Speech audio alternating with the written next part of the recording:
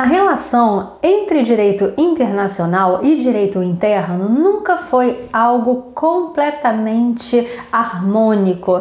Sempre houve aquela divergência a respeito de qual norma deve prevalecer quando direito internacional e direito interno entram em choque. Por isso, existem três correntes dentro desse estudo da relação direito internacional e direito interno que vão explicar qual norma deve prevalecer quando há um conflito entre o direito internacional e o direito interno de determinado país. Já adiantando, nós temos as correntes dualista, monista, que se subdivide em monista internacionalista, monista nacionalista e a monista internacionalista dialógica. Nisso, vamos agora conversar sobre cada uma dessas correntes. Começando pelo dualismo. O dualismo é uma corrente que iniciou lá em 1914, quando este senhor aqui, Alfred Verdroes, em 1914, criou essa nomenclatura dualismo, e isso foi perpetuado pelo Carl Heinrich Trippel em 1923, e isso foi prosseguindo até em torno da Segunda Guerra Mundial, quando posteriormente passaram a defender. Quem passou, Simone? Os autores de direito internacional, tendo como principal expoente o Hans Kelsen, a corrente monista. Agora que nós vimos as pessoas envolvidas aqui na corrente dualista, esse senhor aqui é o Verdroes, e esse outro aqui, né, com um bigodinho, é o Trippel, que em 1923 em diante prosseguiu com o que o Verdroes estava ensinando. E o que ele estava ensinando? Ele estava ensinando que direito internacional e direito interno nunca entrariam em conflito, pois tratavam de assuntos completamente diferentes. Nesse caso, caberia ao direito internacional tratar apenas da relação entre estados, lembrando que nessa época pouco se tinha notícia de organizações internacionais, já existia sim, mas não era algo como hoje, quando nós temos várias organizações internacionais. E nesse caso, o direito internacional iria regulamentar o direito entre os estados. E no caso, o direito interno cuidaria dos indivíduos. Internacional, estados. Direito interno, indivíduos. Logo, como é que eles entrariam em choque se, na verdade, ou não falaria, não abordaria o tema estudado por cada um, né? Ou seja, um entraria em conflito com o outro. Nisso, então, a corrente dualista via que direito internacional e direito interno eram como círculos que não se comunicavam, e que o direito internacional, na verdade, era uma fonte a inspirar o direito interno, o qual iria, então, seguir algumas das recomendações desse direito internacional, caso quisesse. Caso o Estado não quisesse, não precisaria se inspirar no direito internacional. A corrente dualista anda de mãos dadas com a corrente voluntarista, que a gente vai estudar quando estivermos estudando os fundamentos do direito internacional. O fundamento do direito internacional é o que faz dele obrigatório. E no caso, a corrente voluntarista vai compreender que o que torna o direito internacional obrigatório é a vontade estatal, desconsiderando situações de normas que sejam superiores, né, à vontade dos estados, como o direito natural, por exemplo. Nesse caso, a corrente dualista vai entender que o direito internacional vai inspirar o direito interno, caso o Estado queira isso. A não inspiração, ou seja, a não a não seguir o direito internacional não acarretaria problemas para o direito interno. Essa corrente dualista, ela não prosperou por muito tempo, né? De 1914 até a década de 40, então realmente não foi tanto tempo que ela perdurou. Tanto que a corrente monista da década de 40 em diante já tem o quê? Já tem mais de 60 anos, 80 anos, né? Tem um bom tempinho já.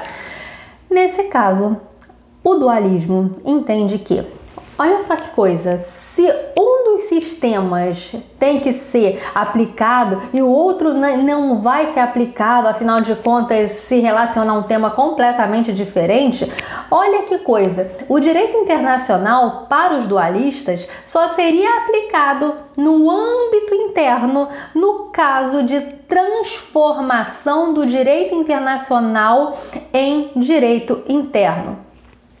Talvez você não tenha ideia disso, mas se você já estudou um pouco de direito internacional, olha que coisa, será que isso está muito longe da nossa realidade?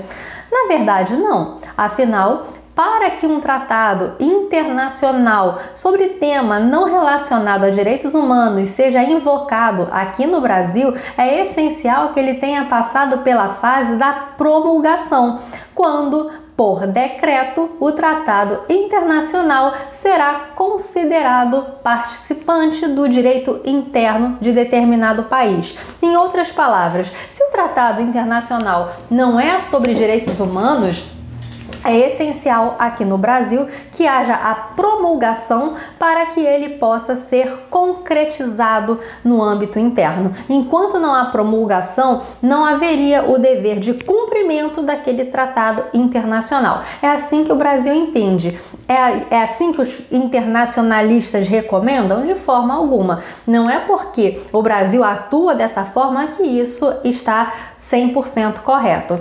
Nesse caso, o dualista, por que eu estou falando isso? Só para você ter ideia que o dualismo, de fato, está praticamente superado. Só que ainda encontramos resquícios no direito interno brasileiro. Então, para essa corrente, não basta meramente assumir o compromisso internacional, assinando um tratado internacional, mencionando que vai se comprometer com aquele tratado. Nem meramente a mera ratificação do tratado internacional vai fazer com que aquilo ali seja concretizado. É essencial passar pela promulgação. Por quê? Porque o direito internacional só pode ser reivindicável no âmbito interno se for transformado em lei interna. E isso é uma característica da corrente dualista.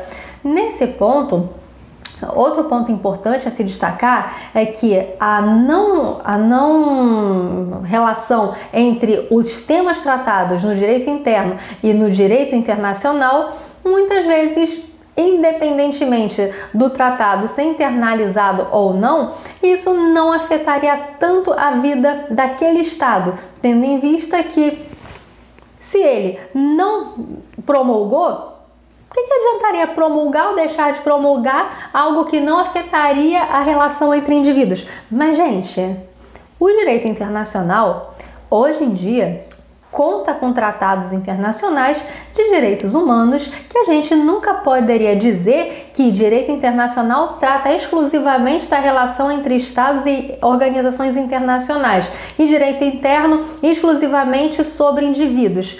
Isso é impossível, afinal de contas existem diversos tratados internacionais que tratam de direitos humanos. E aqui, nesse ponto, toda essa corrente dualista focava na independência das ordens jurídicas e mencionava que não tinha como dar grande primazia para o direito internacional porque não havia uma autoridade acima dos estados com poder sobre todos os estados, algo que de fato não existe até hoje, com poder sobre todos os estados a fim de verificar, de confirmar se determinado tratado internacional está sendo concretizado ou não. Ou seja, a corrente dualista praticamente negava a juridicidade do direito internacional. e dava muita ênfase ao direito interno, o qual de fato havia como fiscalizar se o direito internacional, se o direito interno estaria sendo concretizado ou não. Como? Por meio do poder judiciário, por exemplo, algo que não existe um poder judiciário universal no âmbito do direito internacional. Essa teoria é corolário da teoria da soberania absoluta dos estados. E outro problema, essa corrente, ela não justificava a existência de costumes internacionais. Ora, se na verdade os tratados eram fruto da vontade do Estado, daí que o direito interno era prevalente, como entender que poderia surgir norma internacional da qual o Estado, a princípio, não manifestou expressamente sua vontade em criar? Esse é o caso da norma de direito costumeira. Então, a corrente dualista, por ficar muito fundamentada na vontade estatal, no voluntarismo estatal, acabou que passou a ser cada vez mais ultrapassada. Afinal de contas, o direito internacional não era apenas aquilo que o Estado queria, mas sim havia normas superiores que estavam acima da vontade estatal. Porque senão, se direito internacional fosse apenas o que o Estado queria, nada impediria o quê? Que um determinado Estado começasse uma guerra injusta com outro Estado. Pronto, ele quer isso. Mas na verdade existem tratados internacionais que vão explicar, que vão ser aplicados àqueles que são partes naqueles tratados. Entretanto, existem questões que não podem permitir que um Estado que não signatário de determinado tratado inicie uma guerra em relação a outro. Por quê? Porque o respeito aos direitos humanos é uma norma costumeira e o costume internacional independe da aceitação para que seja uma norma internacional juridicamente exigível. Essa teoria era bem frágil e restou superada pela corrente monista. Eu trouxe aqui, só para você ter uma ideia, como seria o dualismo. Perceba que o direito internacional e o direito interno são dois círculos que não se comunicam nem um pouco. São temas diferentes, fontes diferentes. Nada disso, tudo isso faria com que direito internacional e direito interno não tivessem pontos de contato. Logo, não haveria conflito entre direito internacional e direito interno.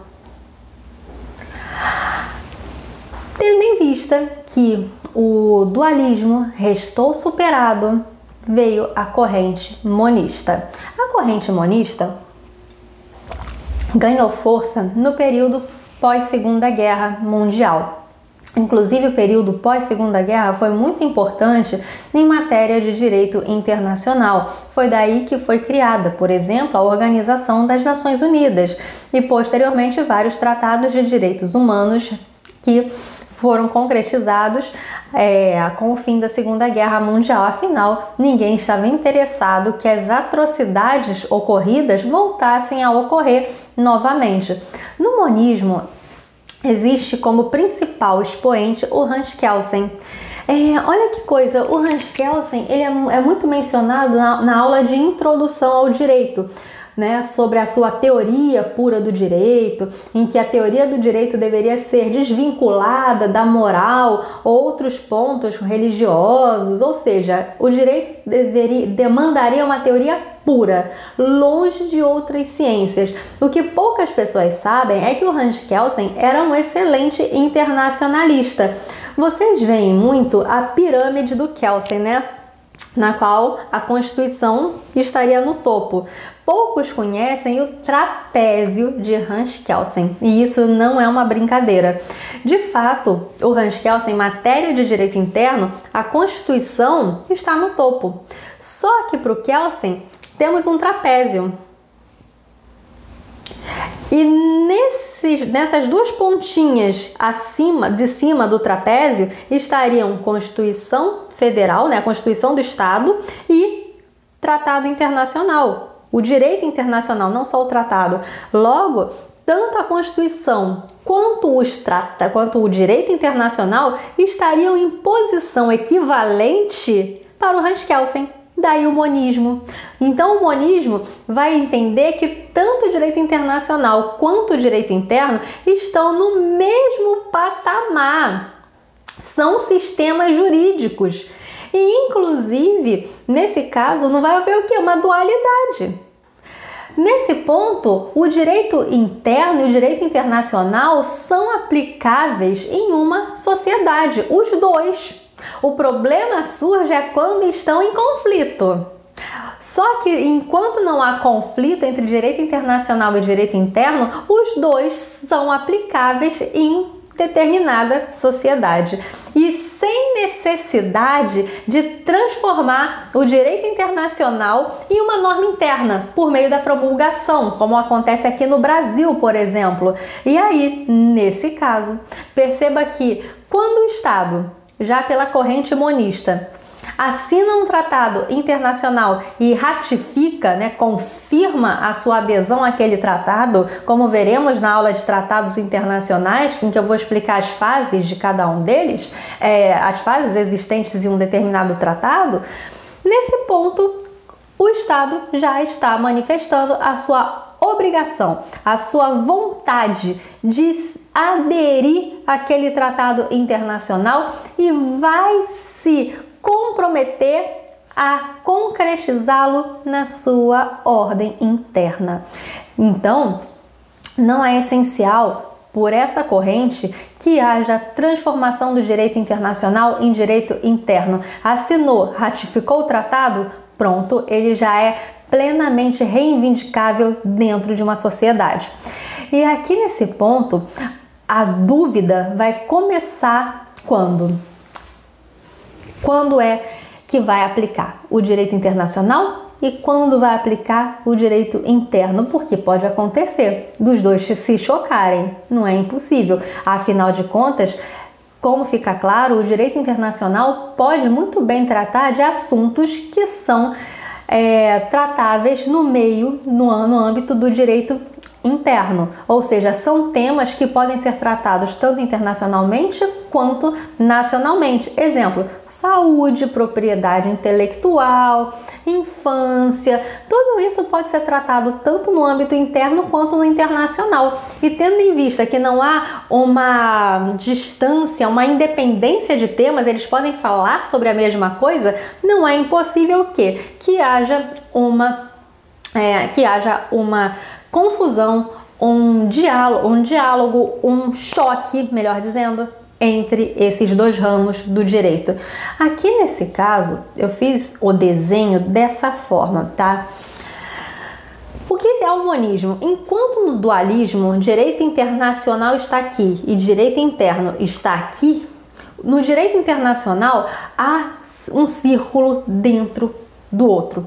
Tá? Ou seja, no monismo temos o direito internacional no círculo maior e o direito interno no círculo menor. Por que não o contrário? Porque o direito internacional pode abordar qualquer tema tratável em âmbito interno. O direito internacional pode falar tanto da relação entre estados, da relação com organizações internacionais, pode tratar sobre direito do trabalho, pode abordar direito penal, direito de família. Os temas em matéria de direito internacional são riquíssimos. Já no direito interno, existe um limite. O direito interno vai abordar o quê? Vai abordar as questões relacionadas ao país dele.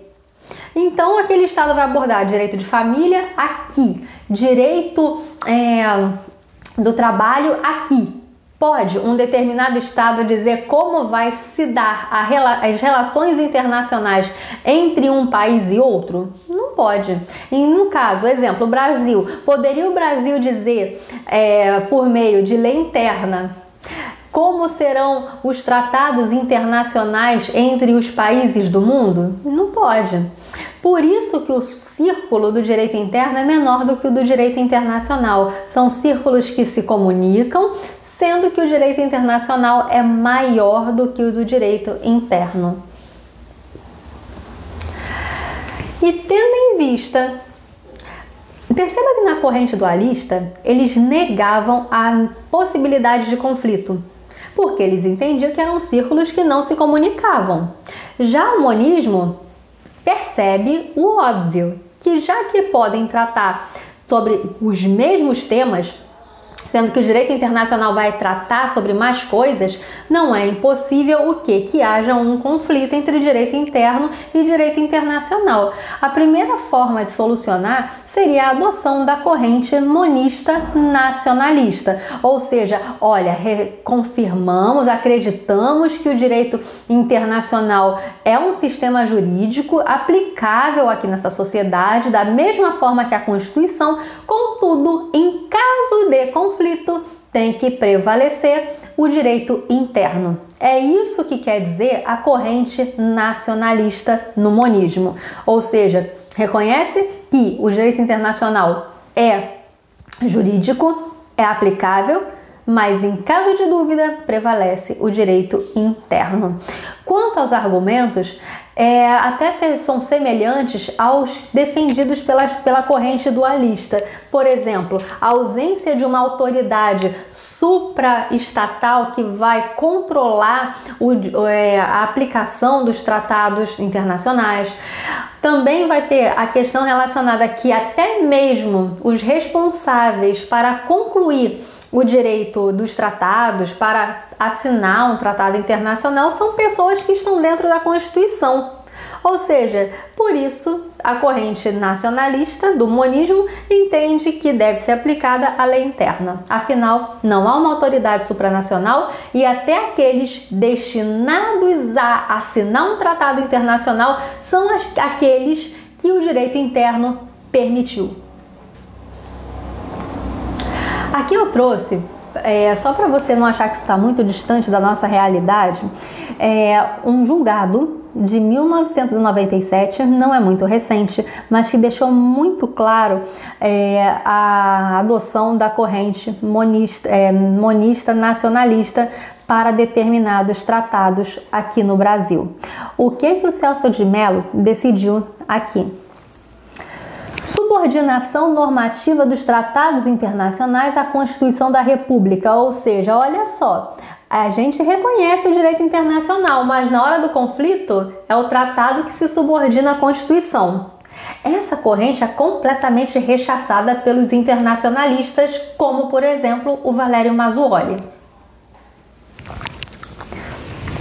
No sistema jurídico brasileiro, os tratados ou convenções internacionais estão hierarquicamente subordinados à autoridade normativa da Constituição da República. Em consequência, nenhum valor jurídico terão os tratados internacionais que, incorporados ao direito positivo interno, transgredirem formal ou materialmente o texto da Carta Política. Gente, olha só que coisa, vamos comentar algo importante. Se viola a Constituição, por que o Congresso Nacional aprovou a assinatura do Tratado Internacional feita pelo presidente? Ou seja, perceba que a adoção, os tratados internacionais, eles não são assinados e pronto, tá aqui, eu me obriguei a cumprir essa obrigação internacional.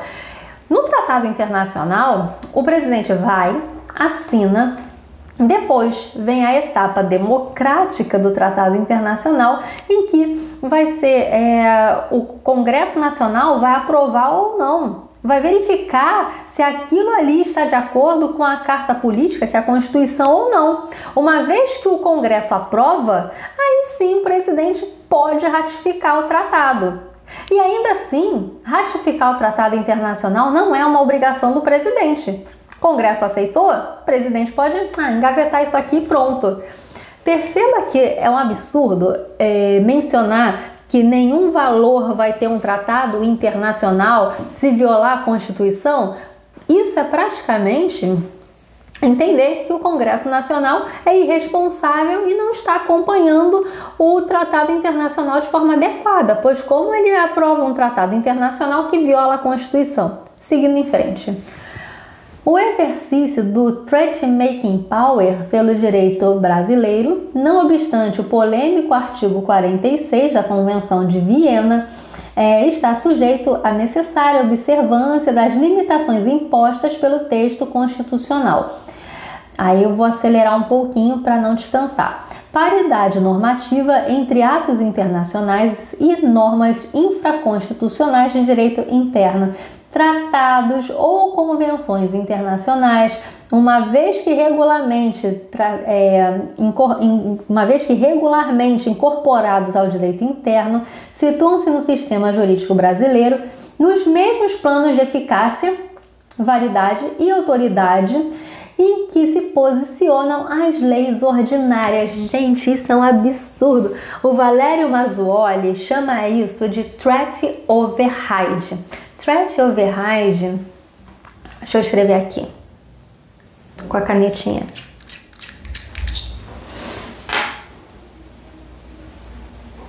Caso você tenha interesse de ver mais sobre esse assunto.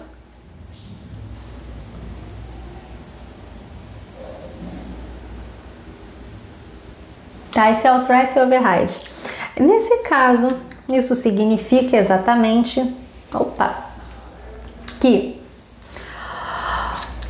o Poder Judiciário ou o Brasil possam vir a descumprir com o Tratado Internacional. Poder Judiciário negando a aplicação, Poder Legislativo criando lei ao contrário do mencionado no tratado anteriormente assinado, e com isso o Brasil vai fazendo o quê? Vai revogando o tratado internacional internamente. Isso é um absurdo. Por quê? Porque a forma adequada de se retirar de um tratado internacional é denunciando o tratado, ou seja, saindo formalmente do tratado internacional, comunicando a todos os envolvidos que não quer mais os efeitos daquele tratado internacional para ele. É a mesma coisa que, por exemplo, faz de conta que você está insatisfeito com o serviço de curso de inglês. Qual é a melhor forma de você sair disso? A melhor forma de você sair disso é você trocando de curso, encerrando o contrato com aquele curso de inglês. Ou a melhor forma de resolver esse problema é passando a dever o curso, continuar frequentando a aula e estar lá devendo o curso. É uma forma completamente inadequada e é isso que o monismo nacionalista faz, ou seja, na hora do conflito nega completamente a aplicação do direito internacional, e dizer que o tratado internacional tem paridade com lei interna é um absurdo. Por quê? Porque a lei interna, a lei ordinária, como ela vai alterando outra que está em conflito? Pelo critério cronológico, a lei nova revoga a antiga. A lei específica revoga a geral e a lei geral sobre determinado assunto. Isso é totalmente normal para direito interno, mas não para direito internacional, porque isso faz com que o Estado praticamente diga que vai aderir ao tratado internacional. Isso vai dar suporte para atos egoístas. Olha, eu vou fingir que eu vou aderir a esse tratado internacional, mas na hora de aplicar eu não vou aplicar. Inclusive eu vou criar lei contrária ao tratado internacional. Gente, isso gera responsabilidade internacional. Descumprir tratado internacional é juridicamente incorreto, mas o STF, eu vou te falar, eu não tenho nada contra o STF. Em matéria de direito constitucional, eu gosto muito. Mas de direito internacional, particularmente, eu acho que o STF deixa a desejar, como internacionalista. Então, voltando, havendo em consequência entre estas, as leis ordinárias e os atos de direito internacional pública, mera relação de paridade normativa. No sistema jurídico brasileiro, atos internacionais não dispõem de primazia hierárquica sobre as normas de direito interno. Em outras palavras, isso é dar o poder ao Brasil de descumprir tratado internacional, de permitir o Poder Judiciário não aplicar o compromisso assinado pelo presidente, de dar ao Poder Legislativo o poder de editar leis contrárias ao compromisso internacional assumido perante os outros países. Agora, o monismo internacionalista tem essa visão que a maioria dos internacionalistas possuem, ou seja, que existe uma superioridade normativa no âmbito do direito internacional. E o monismo internacionalista ganhou força após a Segunda Guerra Mundial. Por quê? Porque ficou comprovado durante a Segunda Guerra Mundial que nem sempre o próprio Estado está a favor dos seus indivíduos. O judeu que foi assassinado na Câmara de Gás na Alemanha não era um judeu brasileiro, era um alemão. Ou seja, a própria Alemanha perseguiu o seu alemão. Nesse ponto, o próprio país não estava defendendo o seu próprio nacional. Logo, era essencial o direito internacional para proteger aqueles que o direito interno se negava a proteger. Com isso, a corrente monista internacionalista ganhou força, ficando cada vez mais sendo utilizada na jurisprudência internacional. Então, se você me pergunta, Simone, na jurisprudência internacional, o que eu vou encontrar mais? Monismo internacionalista vai ser aplicada a lei internacional, o tratado internacional, o costume internacional, em detrimento do direito interno. A gente vai ver que o monismo internacionalista dialógico, daqui a pouco, comporta a exceção, porque às vezes pode acontecer que o direito interno proteja mais o indivíduo do que o direito internacional. Inclusive, isso acontece na nossa Constituição, como a gente vai ver daqui a pouco.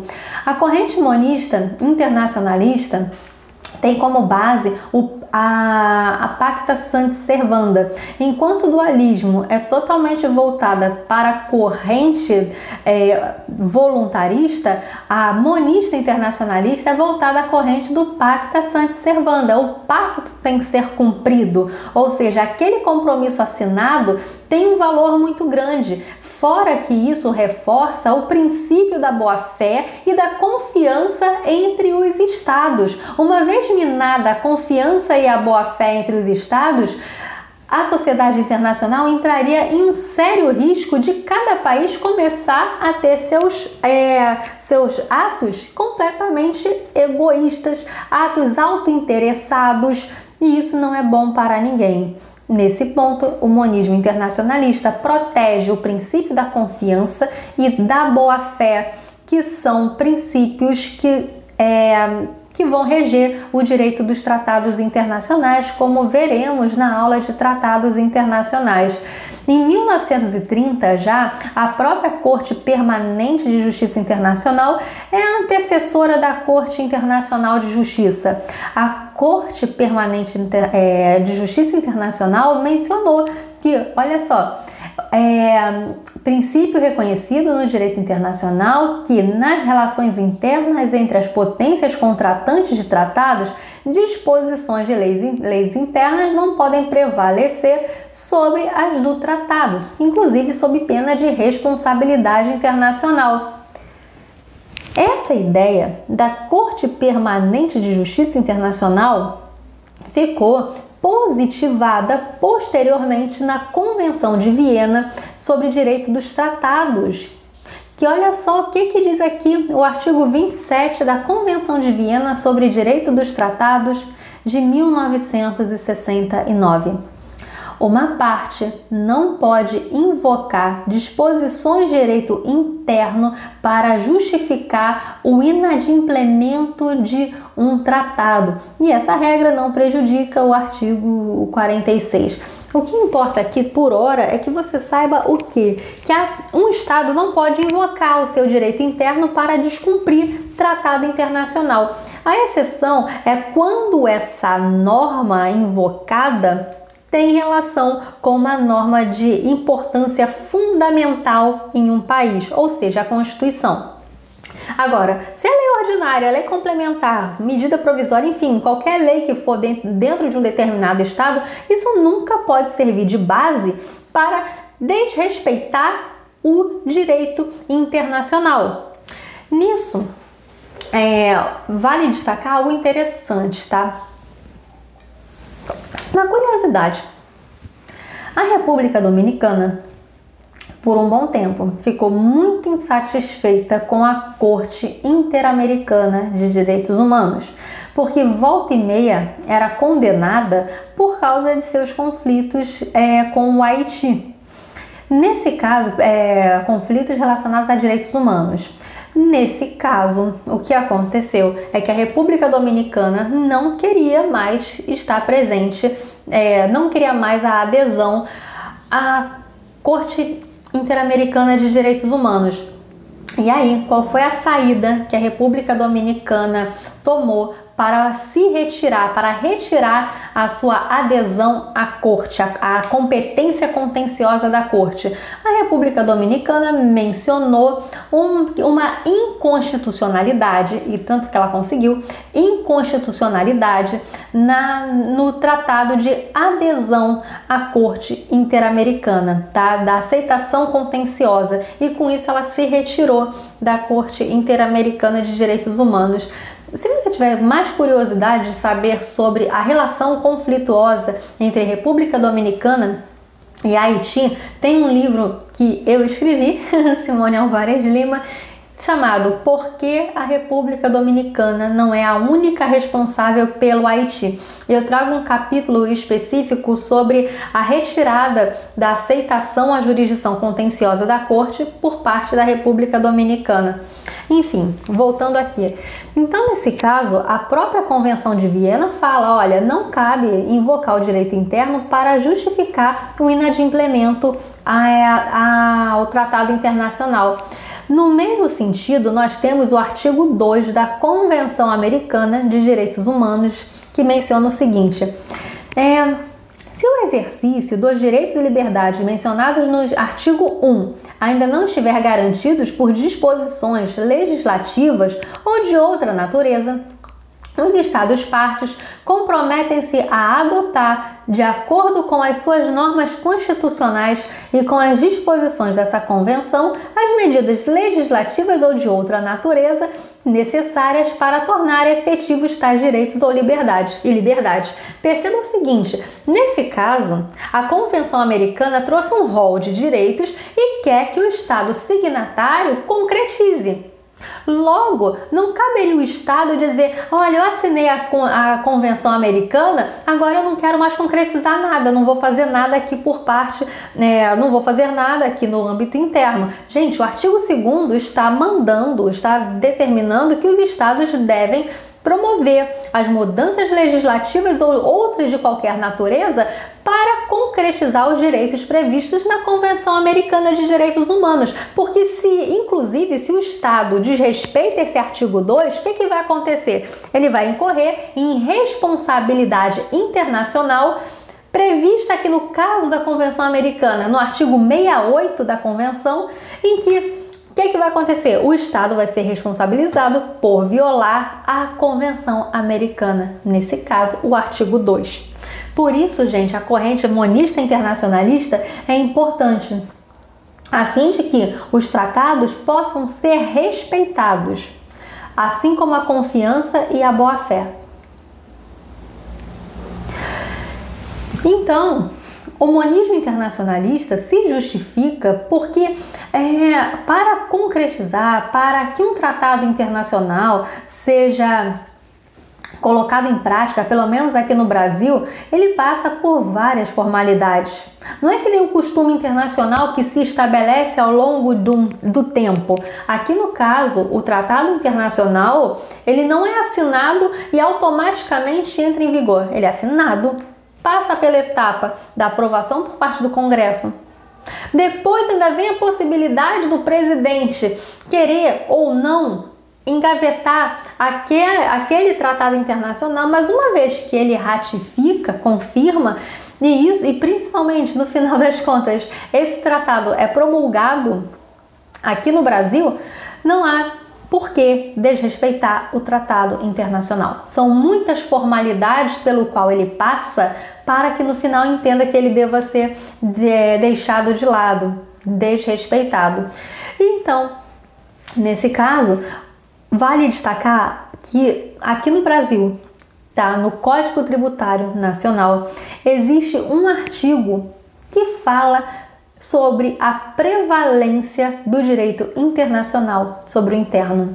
Olha só, artigo 98 do Código Tributário Nacional.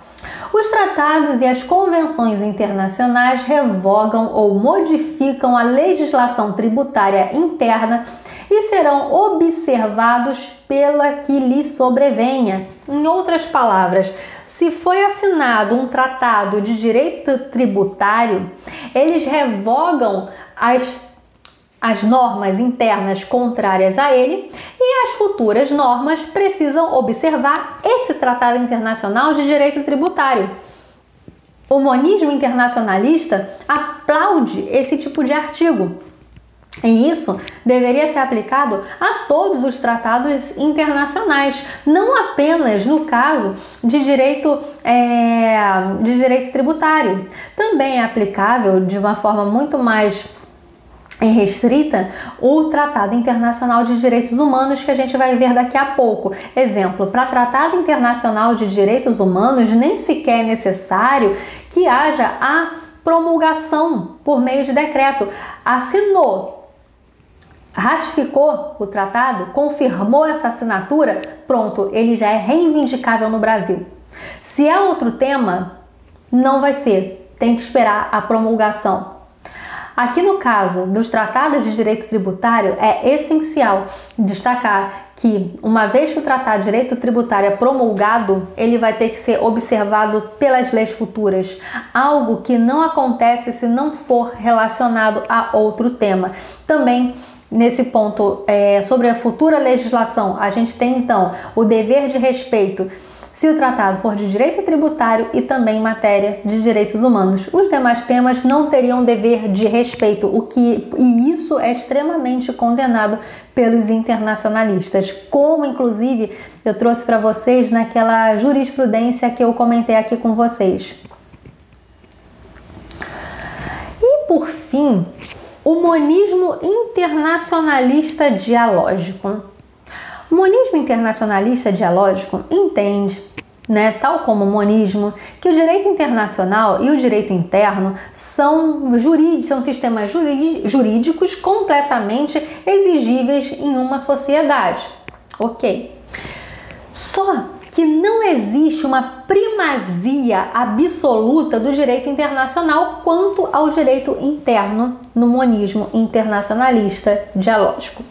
Em palavras mais simples, se o Tratado Internacional de Direitos Humanos é menos benéfico do que a Constituição, aplica a Constituição. Se o Tratado de Direitos Humanos for mais benéfico, aplica o Tratado de Direitos Humanos. Ou seja, o que vai ser aplicado, o que vai acontecer em um caso de eventual conflito entre direito internacional e direito interno, vai depender do tema. Aqui no caso, é direitos humanos, monismo internacionalista dialógico vai determinar o quê? Vai aplicar aquilo que é mais benéfico para o homem, ou seja, é consagração, a concretização de um grande princípio de direito internacional, que é o princípio do pro homine, ou seja, prevalece aquela norma mais protetiva ao ser humano. Nesse caso, existe um diálogo entre as fontes, ou seja, as fontes não anularão umas às outras, mas haverá, digamos, uma comparação, um diálogo em que vai verificar o que vai ser mais benéfico. Esse monismo internacionalista dialógico a gente consegue visualizar, a título de exemplo, no artigo 29b da Convenção Americana de Direitos Humanos, que estabelece o seguinte: nenhuma disposição desta convenção pode ser interpretada no sentido de limitar o gozo e exercício de qualquer direito ou liberdade que possam ser reconhecidos de acordo com as leis de qualquer dos Estados partes, ou de acordo com outra convenção em que seja parte um dos referidos estados. Ou seja, olha, a Convenção Americana já menciona, se o seu direito interno for melhor, não use a nossa Convenção Americana para limitar o gozo e uso dos direitos e liberdades garantidos no seu direito interno. Ou seja, não use a Convenção Americana para limitar, sempre para ampliar. E aqui eu trouxe um exemplo interessante de monismo internacionalista dialógico aqui na nossa própria Constituição. Aqui nós temos o artigo 5º, inciso 67, que fala o seguinte, estabelece assim: não haverá prisão civil por dívida, salvo a do responsável por inadimplemento voluntário e inexcusável de obrigação alimentícia e depositário infiel. Já o artigo 7.7 da Convenção Americana estabelece o seguinte, ninguém deve ser detido por dívidas. Este princípio não limita os mandados de autoridade judiciária competente expedido em virtude de inadimplemento de obrigação alimentar. Perceba que a Convenção Americana de Direitos Humanos permite a prisão do devedor alimentar em qualquer hipótese, Ela não trouxe nenhuma exceção. Ou seja, tem mandado de prisão contra devedor de pensão alimentícia ou devedora, que seja, a pessoa pode vir a ser presa, segundo a Convenção Americana. Seja porque ela não pagou porque quis, seja porque essa pessoa perdeu o emprego, ou seja, porque quis ou perdeu o emprego, gastou o dinheiro consigo mesmo, ficou doente, não importa o motivo para a Convenção Americana. Já a nossa Constituição é mais protetiva. Então, nesse caso, vai prevalecer o que? Vai prevalecer exatamente a Constituição Federal, ou seja, aqui há um diálogo entre fontes, ou seja, vai aplicar aquela norma que mais protege o homem, o princípio do pro homine. Então, aqui no Brasil, o que nós temos?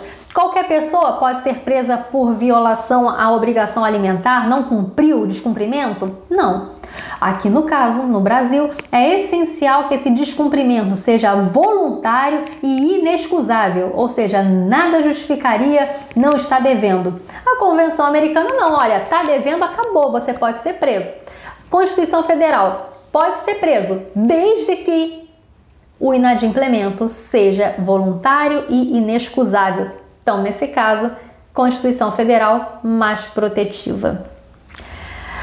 E no tocante ao depositário infiel, a Convenção Americana não permite a prisão civil do depositário infiel. E no caso, a Constituição Federal permite. Com tudo isso, o que aconteceu no final? A Convenção Americana prevaleceu em virtude do princípio do pro homine. E aqui no Brasil não é possível a prisão civil do depositário infiel, ainda que isso esteja na Constituição Federal. Conseguiu compreender o monismo internacionalista dialógico, que ele tem como palavra-chave direitos humanos e o princípio do pro homine? Não há uma prevalência exata de direito internacional ou direito interno. A prevalência vai ser daquilo que é mais benéfico para o homem. Para o ser humano, Não vamos falar o homem, que fica uma nomenclatura meio um tanto machista, para o ser humano. Agora eu trouxe para vocês mais algumas jurisprudências para comentarmos sobre monismo na jurisprudência brasileira aqui do STF. Esse julgado do Gilmar Mendes foi proferido em 2020. Então vamos lá. Por que o Brasil é monista? Primazia expressa de tratados internacionais em matéria tributária. Então vamos lá, que eu trago uma decisão. Eu já trouxe para vocês um julgado em que mostra uma posição monista nacionalista brasileira. Agora vamos ver o monismo internacionalista aqui no Brasil. Convenção entre Brasil e Suécia para evitar a dupla tributação em matéria tributária de impostos sobre a renda. No que se refere à condição jurídica dos tratados internacionais em face de normas de direito interno, os entendimentos dos ministros integrantes da corrente a favor do provimento e defendeu o quê? Tratados internacionais são espécies normativas infraconstitucionais. Jesus, isso aqui sangra os olhos de qualquer internacionalista. Distintas e autônomas, as quais não se confundem com leis federais, tais como decretos, tereré. A carta não respalda o paradigma dualista. Então, o próprio STF falou, olha, reconhecemos o monismo. Tudo bem que às vezes ele vai para o monismo nacionalista, mas dualista o Brasil não é. Dizer que é dualista é praticamente negar a juridicidade do direito internacional, coisa que o direito brasileiro não faz. Seguindo. O artigo 98 do CTN, de modo legítimo, atribui precedência aos tratados ou convenções internacionais em matéria tributária e estabelece, em virtude do critério da especialidade, a suspensão provisória da eficácia e da aplicabilidade do ordenamento positivo interno. Em outras palavras, o ordenamento interno está violando o tratado internacional, isso não pode acontecer, tá? Porque em matéria tributária, a prevalência vai ser do direito internacional.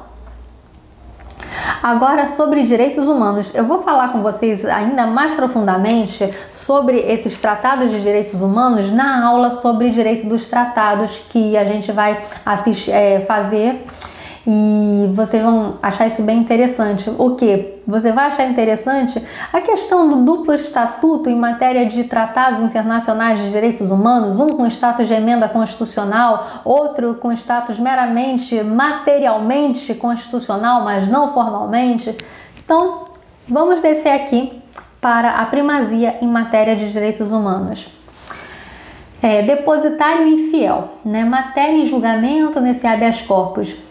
Ao caráter especial do Pacto Internacional dos Direitos Civis e Políticos e da Convenção Americana sobre Direitos Humanos, ratificados sem reserva pelo Brasil em 92.